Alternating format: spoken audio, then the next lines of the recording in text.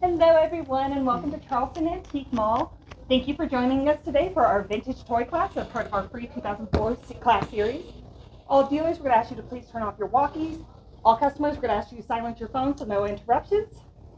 And today we're going to be learning all about vintage toys from our very own dealer Ronnie and guest appearance by Pete, who is a former dealer.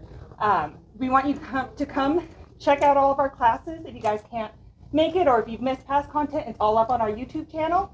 Our next class is going to be Saturday, August 17th. It's going to be Vintage Jewelry Part 2. Maria taught the Part 1 class last year. That's up on YouTube. Go ahead and check that out before you come and check us out for Part 2. So thank you guys for joining. We hope you enjoy the class and have a wonderful day.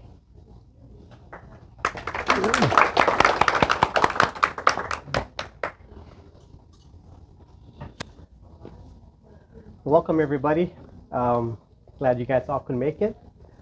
I'm surprised you guys here because you could have been at Mirage and trying to win that $1.6 million. But thank you for joining me today and Pete. You're welcome. So we're going to talk about just toys in general, from antiques, the early toys to some of the newer toys. So let's start with so toys was actually for like kids from 14 and down. That was the main purpose. But then nowadays you have toys for pets, right? And you have toys for adults, some with battery operated, some shakes. But anyway, so that's toys, So technically, we're gonna start with some of the early toys. So these came from like 1900s, and these are cast iron toys. And what it is banks that was trying to have the kids save your money. So something like Uncle Sam here, right? So you press the button here, and the money goes into his pouch. So this is a real one. This is from the 1900s. But also back here we have a reproduction, and you can tell the difference on the colors. And sometimes on the reproductions, the mold, the seals are not even. The real good antique toys, if you look at them, everything was perfect. So that's a real one. That's a reproduction. We also have this guy, the clown, and what he does is he'll shoot in here. And also, if you look, this is a reproduction, and this is the real one. You can see the difference. Okay. Also, we have the Indian guy shooting the bear. I tried it earlier, and he actually missed. So he's supposed to go in here. So I'm not sure what happened there. So that was mainly for the kids. And then later on, from the cast iron, it came to die cast. Little lighter toys. These was heavy, and these are large. It has the same effect. It was for the kids to learn how to save, and all you did was, press the button, and the money supposedly went in there. And so this is die-cast space age toys. Then we move on to robots. These robots probably came from 70s, 80s, and very popular. So all you do is put it on. Oh, I got it. All right. It works good. It works good. Anyway, that's the toy.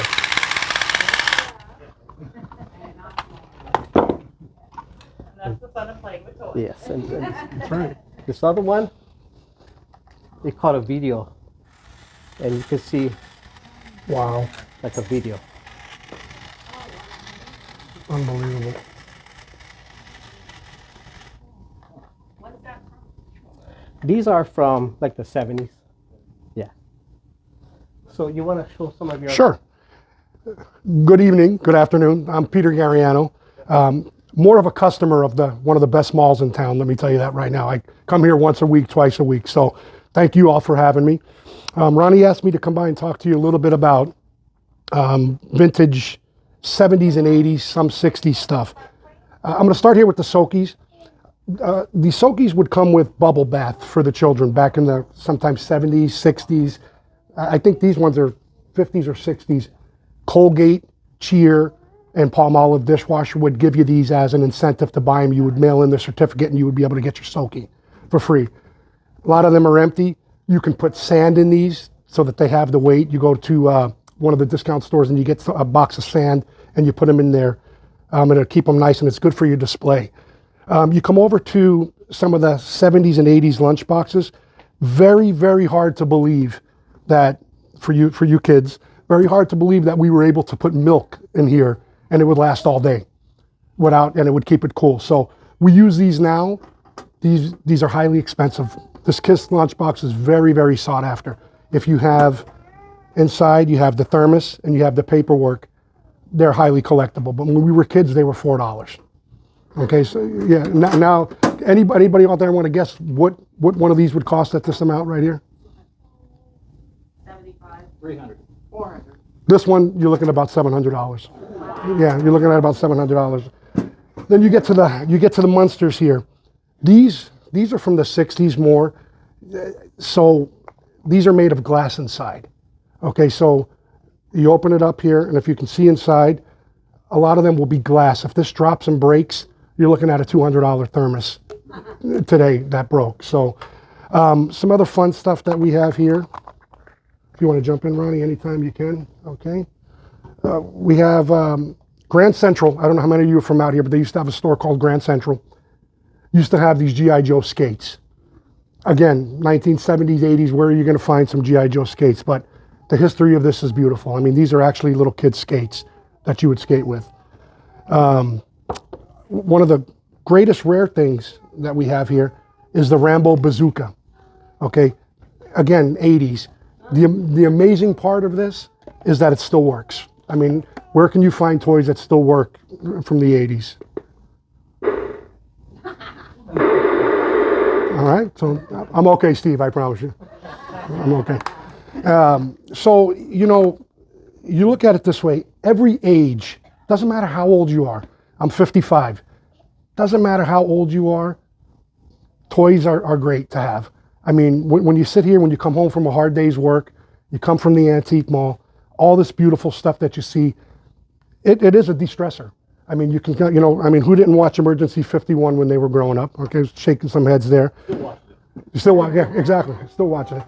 So, you know, the toys revolve and they're hard to get. And when you do get them, especially as a customer, I'm a customer, so make no mistake about that. I like to come and I like them preserved.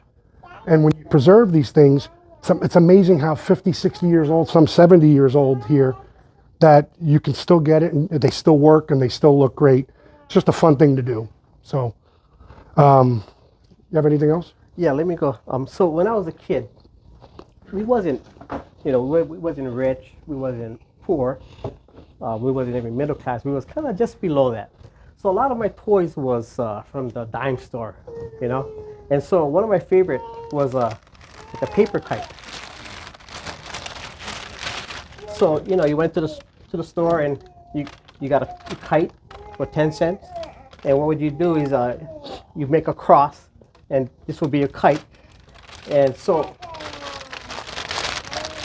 a lot of times when you find your kite, you know, either the string breaks and it flies away, or you know, like you may take a nosedive and so it breaks. So what happened is, me and my friend, we didn't really have money, so there was these Coke bottles. I don't know if you guys remember this.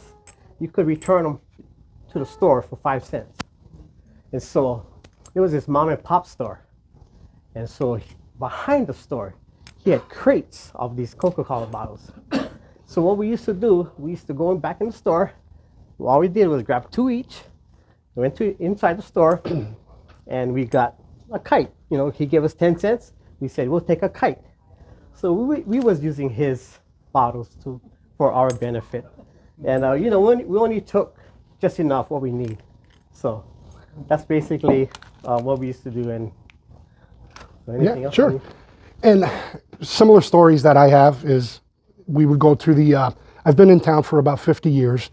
and my profession was law enforcement, 35 years here in Clark County. I'd go down to the Kmart on East Sahara, and you would find all the little Hot Wheels, and you'd find everything. And we didn't have any money to buy them, so sometimes the guy was nice. He'd let you open up the package, and you'd play around the back with it, and you'd be good to go. When you find these things, it's just an amazing feat. You come into this mall, and you can walk around, and you can find anything. I found so much here. It's been amazing. One thing I will say is as a customer, when you do find these things and you decide to resell them, I really don't resell. What I buy and I keep for my grandchildren. Make sure that, when you're placing stickers on these things and you're placing price tags, it's real important that you got to remember that the tape will lift some of this paint. So there's this lighter fluid that from a professional, you can get this at one of the hardware stores. You can pour this on any receipt and take it off safely, and it doesn't harm your package at all. So I appreciate the dealers and everybody that have come in that really take care in pricing their stuff. Ronnie is one of them. I thank him a lot because preserving it for another 50 years is what it's all about. And so that's what we have fun doing. Show you this Batmobile here. This Batmobile's from the 80s, okay? Like 89, actually. You got some buttons here that you can press here. The bumper pops up. This pops up. And you can get the figures with it. It's really cool to have. Doesn't mean that you're crazy because you're 55 years old and you have a Batmobile. It means that you just love collecting, and it really looks good in these display cases. So, there you go. So let me just go back a little bit and just tell you more about. So the best-selling toys, there's a debate on what was the best-selling toys between Barbie, Lego, and Hot Wheels. Some say, Barbie was the most. The boys say Hot Wheels, and then some say it's Lego. But the best toy ever invented was Lego, and today it's still popular. And so some of the earliest toys ever found was 6,000 years ago. A wooden top was in King Tut's tomb. They found sort of 6,000 years ago. Also, they found a baby rattle made out of ceramic, and that's 4,000 years ago. They also found a doll soapstone 4,500 years ago. So toys have been around forever, And so that's what's happening here. But we love these toys. I buy and sell. I collect. So yes. And we love sharing them with you. I mean, we really do, because when you come and you buy from him and you come to this antique mall and you buy stuff, it brings back a lot of memories. 1978, 77, 78, I saw Star Wars for the first time at the Parkway Theaters on Maryland Parkway. It's now I think it's it's a fish store now, over there. And again, where Star Wars toys are very hot, especially the 70s and the 80s, 83, 84 ones. Again, where are you going to find a Darth Vader phone that rings, from 1978? I mean, so just good stuff. And like Ronnie said, it brings back memories. It keeps you calm. It's nice. It feels good. And it's nice to see that people actually preserve their stuff. And I really appreciate it. So thank you. So sometimes if you have, grandkids or kids, sometimes I feel like I'm a toy, because when I go home, my granddaughter here, Kalea, she said, "Papa, sit here." And then next thing I know it, she thinks I'm in a salon. She's washing my hair, whatever hair I have left, and she's putting makeup on me. And so I become a toy to her, So it's fun, So like I said, toys can be something that was made to play with, and sometimes like a piece of paper. Good point. You can make a airplane. So there's so different variety of toys, and anything can be a toy if you play with it. You're right. And Ronnie feels like a toy, he said. I feel different when my granddaughter comes to me and she says, "Grandpa, can I play with that?" I say, "No, don't touch." And they know that their display case at home is off limits, because, and then occasionally I'll come to Ronnie's booth here, a couple of your booths here, and buy some stuff, and I'll give it to them. But it really does make you feel good, and it's just a wonderful thing to pass on to future generations collecting. Again, as a customer, I've seen kids up at the counter giggling and laughing, young kids, 17, 18 years old, buying each other some stuff. And it's just the greatest thing in the world. It's just, it's wonderful. So I hope that we keep doing it together. Yes, You know, I awesome. hope we do. All right, so I'm gonna just share with you a little bit of dating a toy. How old is it? So back in the 1900s, let's start from there. United States, Germany, England, and Japan was the most produced toy companies. It was big, and then they still produce today, but so like to the 50s it started changing. So like if you have a toy and it says Occupy Japan, then that would be from 1945 to 1952. So if you see a toy, oh, Occupy Japan, that's the period. So that's how you date those toys. And then in the 60s and 70s, Japan and US was like big. They started making the robots. And you'll see a lot of toys from Japan, which is, it's vintage, yeah. And then in the 70s, if you look at a toy, it says Hong Kong. That would be like in the 70s into the 80s. And then if you see a toy marked Taiwan, then it's getting, now it's in the 80s. And then nowadays, everything is practically made in China. 19, from 1990s to now, it's all China. And even though US still makes toys, other places makes toys, just China is the powerful one right now in the market of anything, yeah. So then if you see a toy, a box with a barcode, it started like kind of in the late 70s. So you see a barcode, it's not earlier. So that makes kind of sense for you guys. I mean, they're just dating the toys. And here's the barcode that we're talking about. And this is, I believe this is 1989, but that's the barcode there. And Ronnie is right. Kenner was also one of the biggest makers of Star Wars toys in the 70s and 80s. They also made the superpower stuff here that you see. Mexico also, you can find all different variants of these things. Mexico has their own version of Star Wars, which is called Little Letty, and highly expensive stuff. And check your stuff when you're bringing it into the mall because you never know what you have.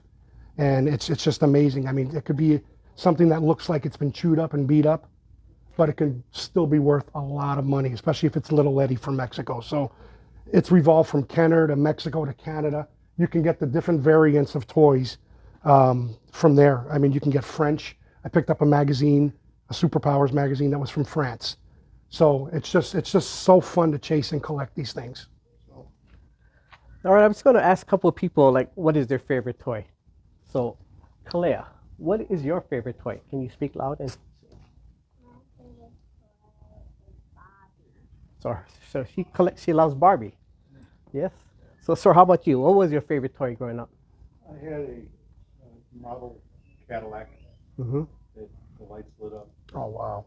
and it had the doors that open and the trunk. Yeah. And it didn't have a motor, it didn't move, but you could slide it. And I got a toy once a week. I was a spoiled rotten Yeah. kid. I have that toy out in my car. No, I'm teasing you. I'm teasing you. Anybody else want to say? Go ahead, please, sir. Ninja Turtles are your favorite toys? Yeah. Nice. Todd, Hot Wheels, and Scissors. Well, let's tell Yeah. them about this one, Ron. Go ahead. So you're a Hot Wheel guy, which brings us to another question here. A lot of people don't realize that for this Freddy Krueger, it was actually, people think that Hot Wheels just made Hot Wheels. If you look down here from the 1980s, Matchbox made the Freddy Krueger figures. It's really cool. So what we were talking about is they revolved into a lot of different things, not only cars, but they made figures as well. So just a nice little thing for you to know about. Anybody else have a favorite toy you want to just tell us real quick? Good question. Sure. So toys like the Lesko engines, Stirling engines, with the little fuel cells that run the steam engine. Mm-hmm. You could build a whole tool shop from those steam engines. Have you ever had any experience with those? I do not. It was from Germany. Wow. Yeah, And they're still available. You get it, and the bankside cannons. Right. Pardon? What was that? Anything made by Ram. Anything made by Whammo, right? Yes. They had the frisbees. Yes. Yes. Yes. Totally. That was always fun. Yes. Slinky. Pardon? The hula hoop. I'm not sure. Maybe Remco. Yeah. Maybe Remco. I'm not 100% sure, but it sounds like something Remco would have. You know. Anyway, are you done? Yeah, if they want to answer questions, Yes. sure. So I think we're going to end this, and I hope you enjoyed it, and I hope you learned something. Yes. Any questions? I have one. Sure. 10 toys. When did those fall in? 10 toys have been around years. I mean, early. I mean, if there's 10 toys in the 1900s, you can find, and it's very expensive. So it's been around years. Yeah, and they still make it. So They were really popular in like 50s, 40s, they was 50s? popular in 50, but there are early 10 toys. Okay. Yeah, that bring some big money. Yeah. And I do want to add one other thing is a lot of people get worried about cleaning these things. Sometimes dealers like to leave them original and dirty and stuff like that. I like them clean. Don't be afraid to use Lysol wipes. Not the spray, just the regular wipes. You wouldn't believe what that stuff will get off, and it's easy on the paint. You could even use it. This box is in pretty bad shape, but you can even take a Lysol wipe, lightly wipe it across here. You may see a little blue come out on it, but I've used Lysol wipe for years. I wouldn't use the Clorox one, but the Lysol ones you can use, and it cleans them up really nice, and it really doesn't damage them.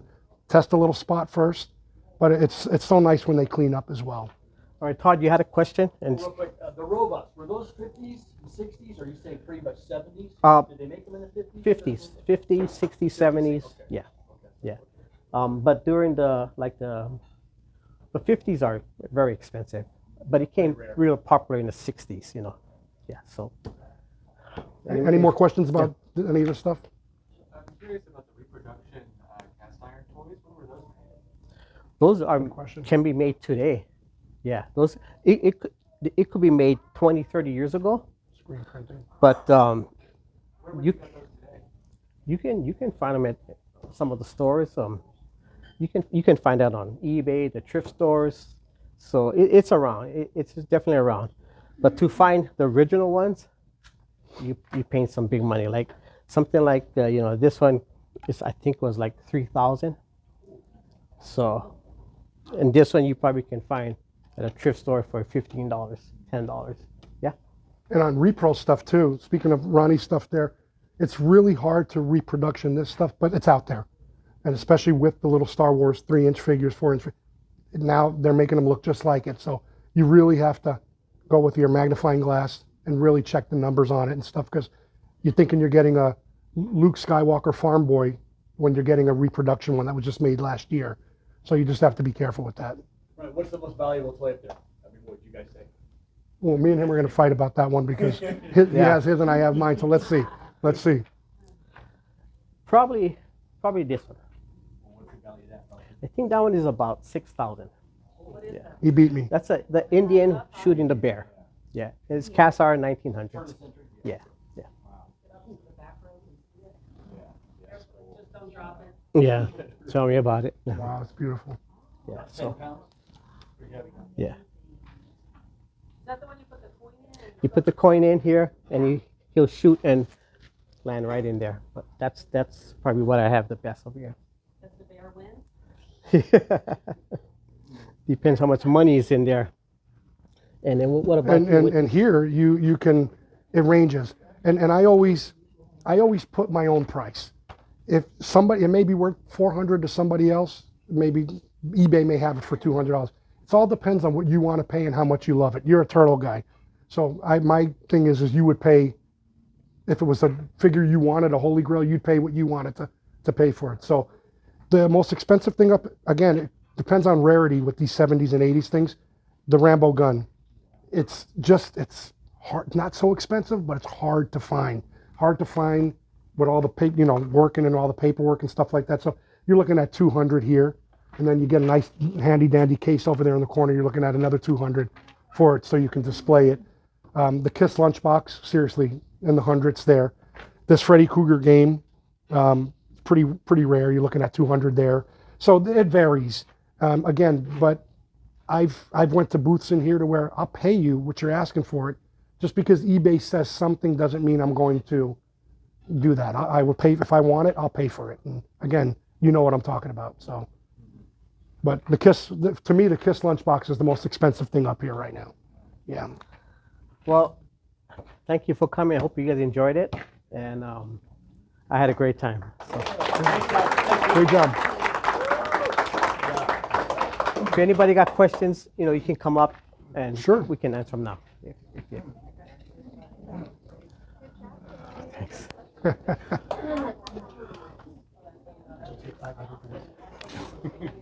You do layaway?